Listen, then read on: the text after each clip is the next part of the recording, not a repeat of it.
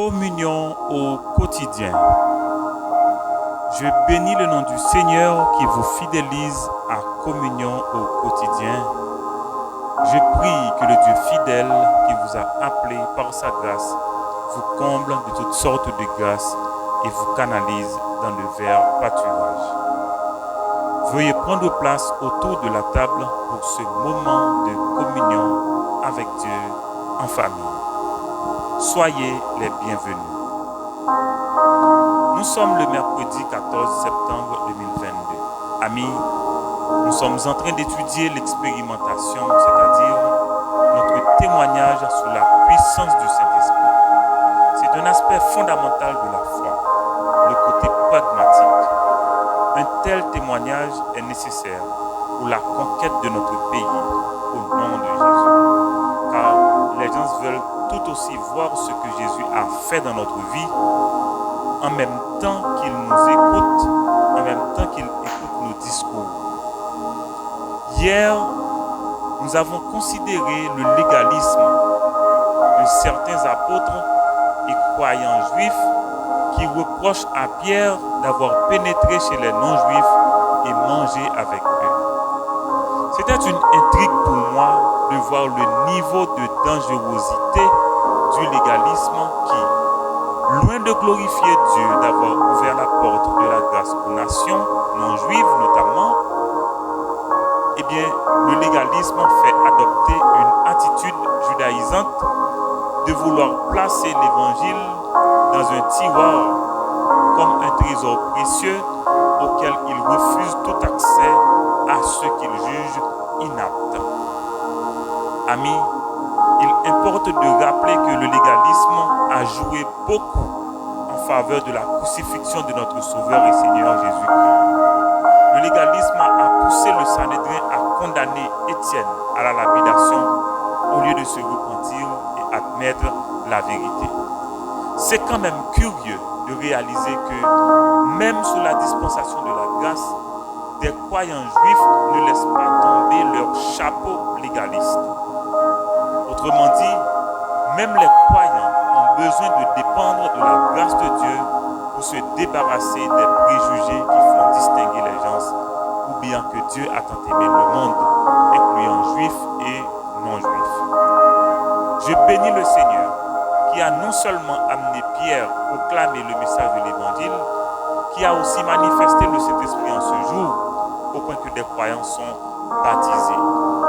Et maintenant, face à l'explication convaincante de Pierre que la Pentecôte s'est encore produite, et cette fois chez les non-juifs, les apôtres et croyants juifs, légalistes, finalement réalisent l'ampleur du travail réalisé par le Saint-Esprit et ensemble, ils glorifient le Seigneur. Pourquoi? Parce que la repentance et le don du Saint-Esprit sont accordés aux non-juifs. Donc, ils parviennent à la conclusion effectivement que Dieu ne fait pas de différence entre les gens. Aujourd'hui, nous allons considérer l'évangile à Antioche pour réaliser que personne ne peut étouffer l'évangile. Je reprends, personne ne peut étouffer l'évangile à Antioche.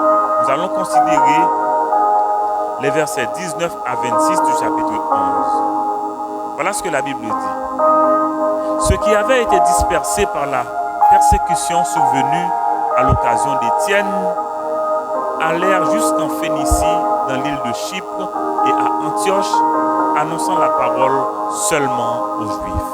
Verset 20. Il y eut cependant parmi eux quelques hommes de Chypre et de Cyrène, qui, étant venus à Antioche, s'adressèrent aussi aux Grecs et leur annoncèrent la bonne nouvelle du Seigneur Jésus. La main du Seigneur était avec eux et un grand nombre de personnes crurent et se convertirent au Seigneur. Amen. Le bruit en parvint aux oreilles des membres de l'église de Jérusalem et ils envoyèrent Barnabas jusqu'à Antioche.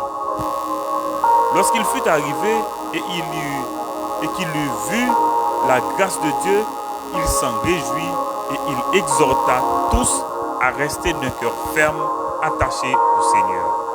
Car c'était un homme de bien pleins d'Esprit Saint et de foi. Et une foule assez nombreuse se joignit au Seigneur. Encore Amen. Barnabas se rendit ensuite à Tars pour chercher Saul.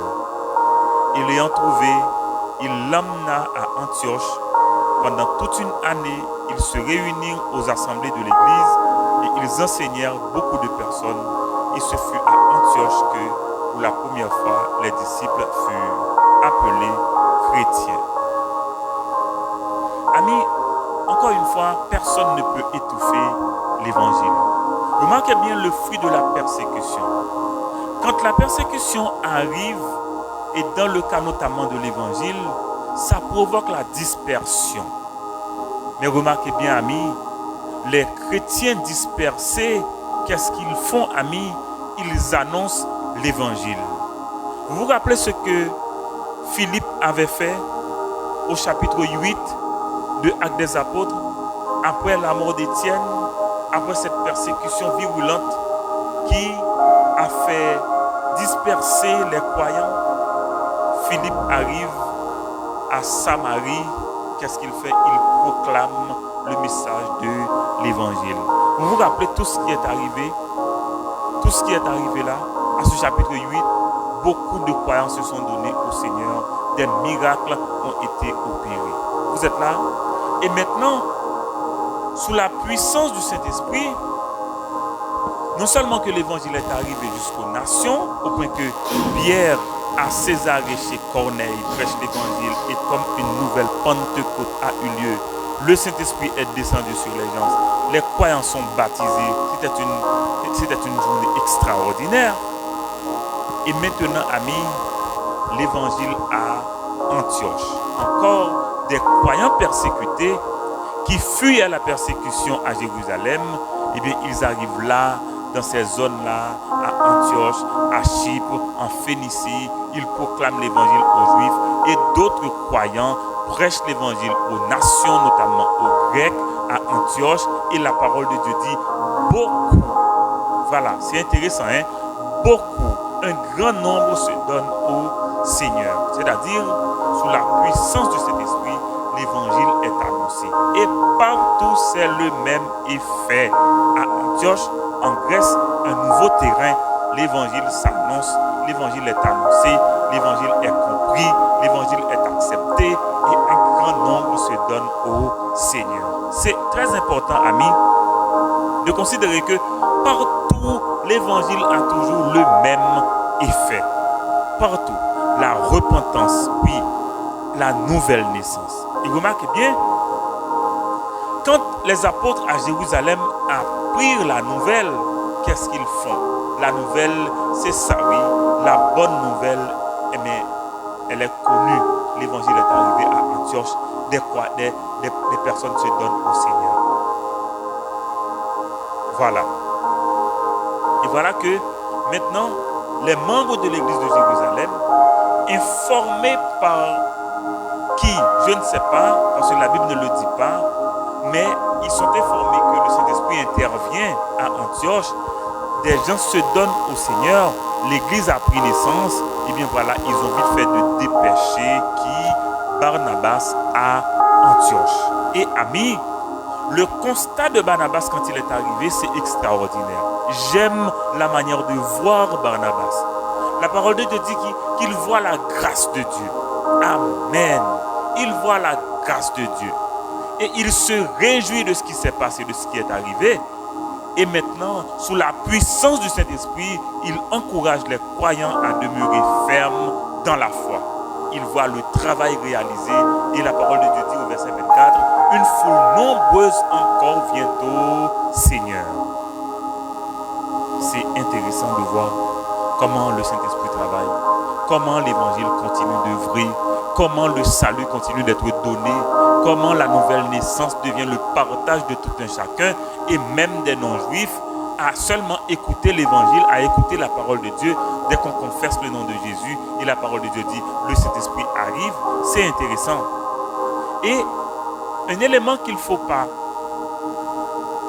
négliger, c'est le fait que Barnabas avait toujours voulu intégrer Saul. Vous vous rappelez au chapitre 9, quand Saul est arrivé à Jérusalem, comment même les croyants ne voulaient pas de lui, et au point que les Juifs voulaient le faire mourir, ils complotaient la mort de Saul, au point que ce sont des croyants qui ont fait partir Saul dans un bateau jusqu'à Tars. On lui dit de rentrer dans son pays pour éviter d'être, je ne sais pas, d'être la cible, ou bien de faire les frais que ces Juifs-là voulaient faire de Saul, puisqu'ils comprirent que Saul était un élément dangereux, Saul était un témoin gênant. Voilà ce qui va arriver maintenant. Barnabas arrive à Antioche. Après qu'il eut encouragé les chrétiens d'Antioche, qu'est-ce qu'il fait, ami? Il se dépêche à Tars pour chercher Saul. Barnabas a intégré Saul. Il va chercher Saul à Tars, au verset 25. Voilà. Il va le chercher. Et Saul consent à l'accompagner. Et voilà que Barnabas se fait accompagner de Saul à Antioche. Et j'aime beaucoup ce qui est dit au verset 25 et 26. Ensemble, ils annoncent la parole de Dieu. Ensemble, ils annoncent la parole de Dieu. Et c'est là, amis, pour la première fois que les chrétiens, que les croyants, notamment ceux qui confessent Jésus, allaient être baptisés chrétiens. On comprend bien que l'Église n'avait pas choisi de nom pour les croyants. On n'avait pas choisi de nom. Mais à Antioche, eh bien, des gens les appellent chrétiens. Je ne sais pas si c'était pour les injurier ou bien pour les associer à qui, je ne sais pas. Cependant, à Antioche, ils sont appelés chrétiens. En conclusion, amis, malgré la persécution, est-ce que vous comprenez que rien ni personne ne peut étouffer l'évangile? Rien, absolument rien ni personne ne peut étouffer l'évangile. Et partout, l'évangile produit le même effet. Des personnes se donnent au Seigneur, le Saint-Esprit se manifeste. Et à Antioche, une nouvelle église, remarquez bien, multiraciale, multiethnique, multiculturelle a pris naissance. C'est une église ouverte. Et un point important qu'il ne faut pas négliger, c'est l'intégration de Saul par Barnabas. Et là, les croyants furent baptisés chrétiens. Amis, prions. Père, je te rends grâce pour tes bienfaits accordés à nous, tes enfants. Tu pardonnes, tu donnes la vie éternelle, tu donnes rendez-vous dans l'éternité. Merci pour l'évangile qui se propage partout dans le monde. Oh, nous bénissons ton nom. Merci pour les non-juifs intégrés dans la foi par le travail du Saint-Esprit. Merci pour la puissance efficace de l'évangile qui sauve encore aujourd'hui et parfaitement. Nous prions pour notre famille, notamment pour nos prières devant toi. Accorde exaucement au nom de Jésus. Oh, nous avons besoin de toi. Oui, nous avons besoin de toi. Viens vite, Seigneur. Viens maintenant. Interviens. Il y a des besoins qui t'attendent. Seigneur, merci parce que tu es le même. Hier, aujourd'hui et toujours. Et merci parce que ta main n'est pas trop courte pour nous bénir. Merci parce que ton oreille n'est pas trop dure pour nous écouter. Et merci parce que tu nous donnes un cœur obéissant pour rester attaché à toi. Nous attendons après toi. Nous attendons après ton exaucement. Nous attendons après ton intervention. Ô Père, nous voulons prier aussi, Seigneur, et nous prions pour le foyer de communion. Merci, Père, pour la route déjà tracée. Merci pour les directives sur le terrain. Merci pour les ressources déjà disponibles. Père, nous prions pour Delma 83. Nous prions pour chaque maison, pour chaque âme, pour chaque famille, pour chaque entreprise, pour chaque école. Oui, Père, révèle-nous une manière inspirée de ton esprit pour entrer dans cette zone au nom de Jésus. Merci pour Communion Way, pour nous faciliter, Seigneur, de trouver une structuration pour pouvoir communiquer l'évangile et planifier la formation de disciples à ceux qui se donnent à toi. Merci parce que tu vas canaliser notre énergie sur la mission que tu nous confies. Merci pour notre pays. Oh, Merci parce que tu fais reposer ta grâce sur Haïti, ta grâce sur nos familles, ta grâce sur nous-mêmes, Seigneur, et sur nos cœurs. Oh Père, fais pour nous un miracle pays, Seigneur. Fais pour nous un miracle pays au nom de Jésus. Oh, nous voulons prier pour chaque personne connectée à notre service, chaque personne sur les groupes du foyer de communion. Oh, nous te demandons, Seigneur, de nous garder, de nous protéger et nous bénir. Il y a tant de vagues dans notre pays. Mais merci parce que tu fais passer les vagues. Et merci parce que tu caches tes enfants. Merci parce que tu les mets à l'abri. Et merci parce que tu les prépares. Car après la vague, après le passage de la vague, tu vas les utiliser puissamment pour porter ton nom, pour communiquer tes grâces, pour témoigner au nom de Jésus de ce que tu fais dans notre vie. Oh, nous voulons prier, Seigneur, pour la famille, la plante. Oh, merci pour le travail que tu es en train de faire. Nous bénissons ton nom. Et merci pour le zèle. Merci pour la foi. Merci pour le zèle. Merci pour la foi. Merci pour la certitude. Merci pour la parole, Seigneur, que tu mets en main pour que nous puissions communiquer tes grâces et aussi pour que nous puissions grandir avec toi. Oh, il y a tant de personnes qui ont besoin de toi maintenant. Nos partenaires sont entre tes mains. Tu les connais tous là où ils sont. Oh Père, protège-les. Bénis, Seigneur, l'œuvre de leurs mains. Nos amis, nos parents, Seigneur, sont entre tes mains. Chaque personne qui fréquente déjà l'espace où le foyer de communion se réunit à Delma 83 pour étudier la parole de Dieu, nous prions que tu accordes une double portion à ces personnes et que tu leur donnes de voir Jésus, oui, et que tu leur donnes, Seigneur, de tomber à ses pieds et l'adorer. Oh, merci pour tout. Delma 83, pour Delma, pour Pétionville, pour les zones environnantes, Tabar. Oh Seigneur, par les bouquets, pour le Seigneur, et tout le pays, Seigneur. Tu vois comment partout en Haïti, les foyers se forment, Seigneur. Il y a tant de besoins devant toi.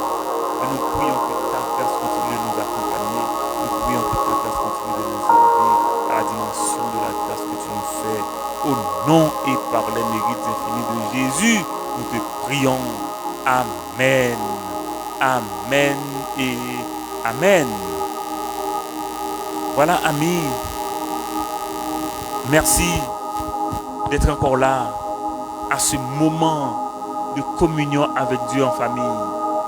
Il ne me reste qu'à vous souhaiter une journée d'expérimentation, qu'à vous souhaiter une journée de témoignage sous la puissance du Saint-Esprit. Oh, amis, qu'il est bon d'être ensemble.